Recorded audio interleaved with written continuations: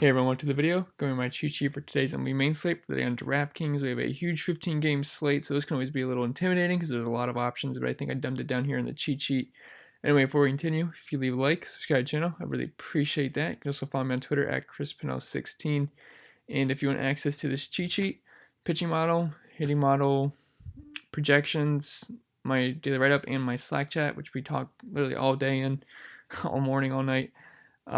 You can hit the link in the description below to take you to my Patreon. And I will say I did update the model, so it now takes into effect live, Vegas line movements and the batting order, because each batting order has a different average points scored. So I'm starting to weigh that, and I will say the Astros got a pretty big line movement right before lock yesterday.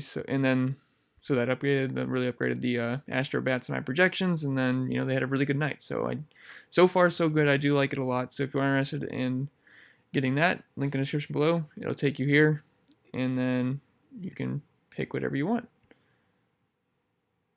Got pretty much every sport on here except like hockey or all that stuff, but got sheets for every sport pretty much. And then we have the all access for $20, and when NFL comes out, very excited for NFL. Obviously, don't do that yet because then you're just going to waste your money. So just wait till September. But yeah, very excited for that. And yeah, so I think it's enough plugging in commercial time. But I will show you an example of what this sheet looks like. So I got it by position. But let's take a quick look at pitchers tomorrow. So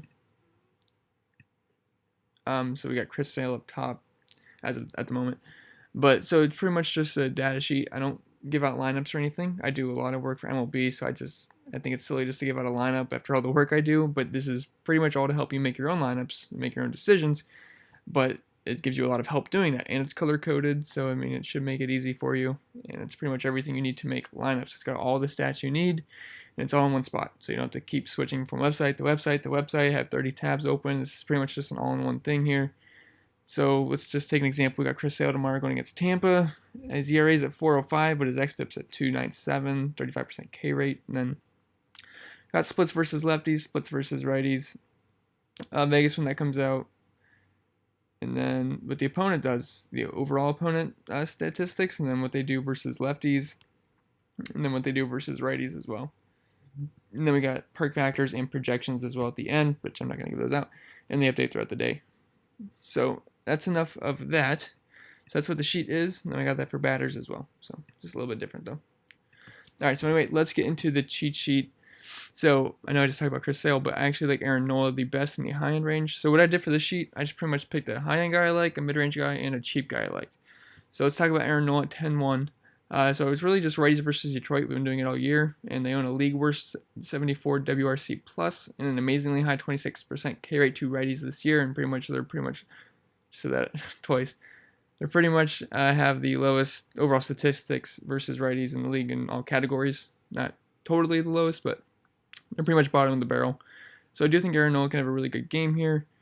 Then in the mid-range, I do like Chris Archer at 7,500. I played him in the same matchup. I want to say it was like a week ago. I think it was his last start. It was something like that, but I think he got 19 points, which wasn't terrible, although he was 9K something that day. So, but at 7,500, I think that's a really good value. I've been targeting righties versus St. Louis a lot recently, and Archer, while he can be wild, he does have a high walk rate. He does have a really nice strikeout rate. That gives us nice strikeout upside. And at this price, he seems like a very good value to me, so don't mind going with him.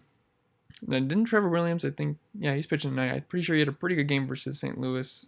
I don't think Goldschmidt hit that grand slam off of him. I think that was later in the game.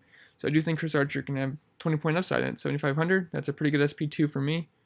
And Zach Davies at 5,800. So there's not a ton of upside here, and he didn't even strike out anyone in his last start. He went 7 innings and had 0 strikeouts. I'm pretty sure.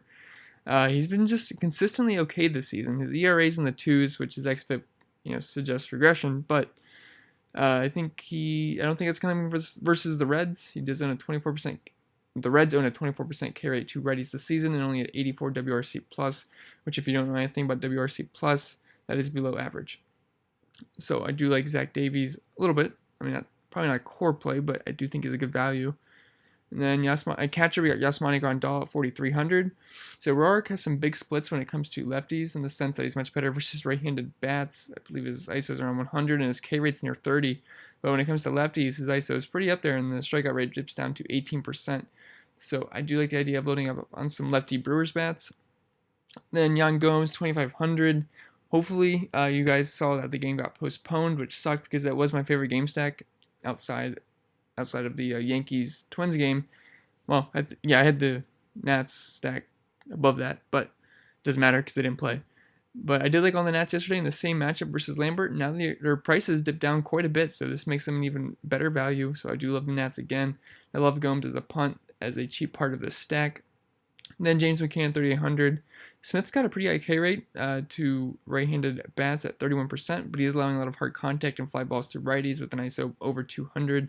And McCann has always been pretty good versus lefties, so I don't mind him either. And then at first base, we have Carlos Santana. We're loading up on the Indians again. It's a lot. That's what you hear a lot from this channel, but they've been pretty good recently. And at 4,600, Santana's coming in a pretty good value to me. Aaron Sanchez on the mound for the Blue Jays, who's really turned into a gas can this season.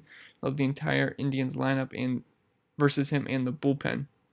And then Jake Bauers, he's pretty much the cheaper version of Santana, and he usually bats about 6, so just tends to produce at that price tag. I can't pass that up, really. Then Matt Adams at 4,100. So like I said with Gomes, it's the same spot as yesterday versus Lambert, who's just horrendous versus lefties. So he's absolutely awful versus them, so this is a smash spot for the Nats. All the prices came down, so nothing not to like here, really. And then Jason Kipnis, 3,600 at second base. He's a core play for me. He's going to be in the cleanup spot and continues to outperform his price tag when facing righties. And Brian Dozier, 3,700, just a cheaper part of the Nats stack. Mike Moustakas at 4,700. Love the lefties here versus Roark, who is allowing a 230 ISO and 404 WOBA versus lefties this season. And then, like I said, that strikeout rate dips down to 18%. And then at third base, we got Jose Ramirez at 4,500. He's just a part of the Indian stack. He's been getting a little bit better recently. I mean, he started off this year horrendous. I mean, his DK price was, I want to say it touched 3,500 at one point. So I do like Jose Ramirez. He's starting to turn it up. In batting fifth, that's a prime spot in the order. Then Manny Machado, 4,600. He's murdering left-handed pitching this season with a massive 46 ISO versus lefties. I can't imagine much people play him. And possibly the Padres could be a contrarian stack. I do like Caleb Smith, and there is a lot of strikeout upside there, which is not good for the Padres, but that comes with power too. So I think this could either go two ways. Either Machado just has a good one-off game, or the Padres have a bad game, or the Padres can go off. So I mean, it's just GPP plays only. I wouldn't play I wouldn't really want to play Machado in cash, especially with J-Ram being 4,500. But I do think it's a nice GPP spot for the Padres. I mean, then he's not playing Caleb Smith. He's playing Jason Vargas. My bad, my bad. But so actually, it's a lot better. Just forget what I just said. I'm sorry. He's going against Jason Vargas, who's also a lefty. That's what I was confused about. He's going Vargas. He does not have the same amount of K upside as Caleb Smith. So just completely forget what I said there. Do like Manny Machado versus Vargas quite a bit, and the Padres are not completely boom or bust option versus Vargas. I think they're a little bit safer. Sorry. Then Neil Walker at 3,600. Covey on the mound for the White Sox, and he's awful versus lefties. To be fair, though, Nova, he's been pitching a complete game shutout the last time I looked. I don't know how that game finished, but I'm going to assume he possibly finished it. I'm not totally sure. But good value here. Batting, he should be batting forward like he did last night, and Covey's not very good versus lefties, so I do think Neil Walker's in a pretty good spot. Then at shortstop, we got Frankie Lindor at 4,900. I expect high ownership tomorrow, but for good reason, leading off for the Tribe. Absolutely love him. He's a core play for me. Then Trey Turner at 4,700. Better versus righties this season. He's a main part of the Nats stack. He's got elite speed as well with some decent pop. I believe his ISO is above 200 this season versus righties. That's pretty good for shortstop that's leading off, and he's got a lot of speed. And then for punting, Gene Segura and Crawford, mid 3K. Just if you need cheaper options, these guys have the platoon advantage and have very nice splits versus the pitcher's handedness. So Segura is very good versus lefties. I believe his ISO is around 380 this season, and Crawford is above 220, I believe. So I think they're in both pretty good spots if we need the salary. Then in the high-end outfield, we got Christian Yelich, 5,900. If I like the Brewers lefties, I can't leave out one of their best players, and really the best players in baseball. The best player in baseball, possibly up there with Trout versus right-handed pitching. And then Ronald Acuna at 5,700. He's always been elite versus lefties. Now with the righties here versus Danny Duffy. And then Whit Merrifield, 5K. I know I don't really have any Braves listed, but I do think they're in a pretty decent spot to be a sneakier stack on this slate. And then Whit Merrifield, 5K. Another guy who's outstanding versus lefties. Keuchel only has an 11% carry to righties this season. He does get a lot of ground balls, but his ISO is above 200 to righties. So I do like Whit. He's got 270 ISO versus lefties this season. And then Juan Soto in the mid-range, 4,600. He's a core play for me, who's pretty much a top 3 play for me yesterday. And this price, it's an absolute steal. Core play for me versus Lambert. And then JD Martinez at 4,100. He's not facing a lefty this time, but I do want the righty. I'm lost. He's not facing a lefty, but I do. So I'm not going to make him a core play, but it's still JD Martinez at 4,100. So, I mean, it's just inherent value. I don't love picking on Yanni Chirinos, but JD can always pop off for a homer, and he's just way too cheap. I mean, he's usually in that 5K range, so I just can't get over that price. I expect that to come up soon, especially after the big night he just had. And then Michael Brantley at 4,800. A little more expensive than I would like to admit, than I would like him to be. I'll admit that, but he's still an elite. He's still elite versus righties and fires as a 15% K rate to lefties, although he's actually allowing a lot less power versus lefties this season, so probably not the best home run spot, but it's still Michael Brantley. He's got an elite contact rate versus righties, so I think the ball can be put in play here. He's a pretty safe play. I will say, though, he's a little expensive. And then in the value, I feel we got Adam Eaton at 3,900, just a lefty versus Lambert, should be batting second. Curtis Granderson at 3,500, lefty leading off versus Covey. And then Jake Bauers already went over. Chris Davis at 3,600, facing lefty where he's been producing much better against this season. And then Jesse Winker at 4,100.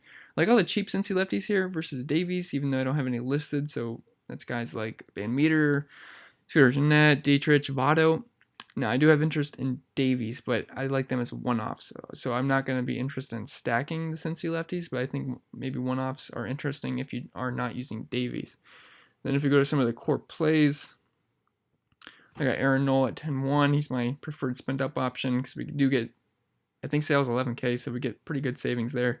Then Jason Kipnis at 3,600. He's too cheap. Lindor at 4,900. I mean, I guess you could say he's too cheap. I mean, he's priced fairly, but leading off versus Aaron Sanchez, it's probably one of my top plays tomorrow. And then Juan Soto at 4,600. He's just too cheap versus Lambert, who's getting killed by lefties. And then I just put that note. Ignore the update during the day thing. That's just for members. And then top stacks for me are going to be the Indians, the Nats, not just the lefties either. I like Anthony Rendon quite a bit. He was my top projected batter yesterday, so I can imagine that's going to happen tomorrow too. He's just pretty expensive, so I do like the savings we get with Soto, but Rendon's going to be an awesome spot as well. Brewers lefties, Astros as a whole. I don't really have any Astros listed, but versus Mike Fiers, he tends to break my stacks a lot this year, so hopefully I can pop off versus him.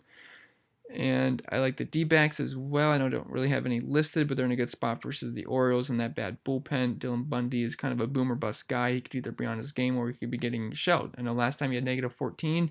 Sometimes he gets 25 points. So it just depends what kind of Bundy you're going to get. So they're really not cash game plays for me, but I do like their appeal in GPPs. Then the Braves, I kind of talked about that with Acuna. I think they're in a decent spot as well. And then I'll fill out the rest for Patreon members, and I'll do all the stuff I said I do for Patreon later in the day tomorrow. So anyway, guys, that's all I got for the video. Sorry I was stumbling up on a couple of things. I got lost. I got an email and I looked at it, glanced at it for a second, then it turned into a train wreck when I was talking about Machado. But anyway, that's it for the video. Remember to leave a like, subscribe to the channel. I really appreciate that. Follow me on Twitter at ChrisPanel16. And if you want access to all the extra goodies I was talking about, you can hit the link in the description below and it'll take you to my Patreon. I wish you guys the best of luck, and I'll see you in the next video.